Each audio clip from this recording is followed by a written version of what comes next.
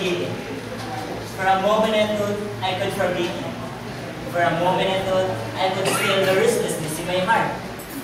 I thought the past could no longer haunt me. How wrong I was. For the past, no matter how distant, is as much as part of me as life itself. And you are a part of that life. You are so much a part of me. My dreams, my hopes, my earlier, my ambitions, that in all my tasks, I can help remembering you. Many things remind me of you.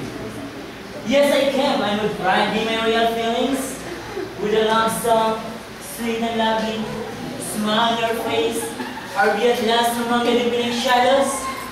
I wanted the impossible. I thought I could make myself forget you and silence and song. And yet I remembered.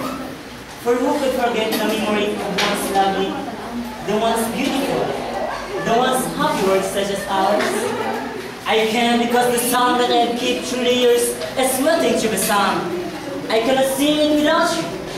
The song, when sung alone, will lose the essence of its time because it is a part of because it is you and I are one.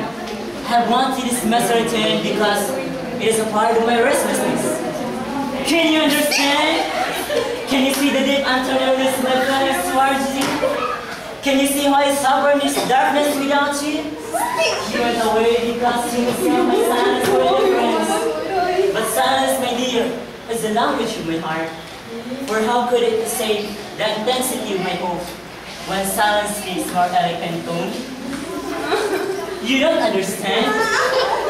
Yes, I can.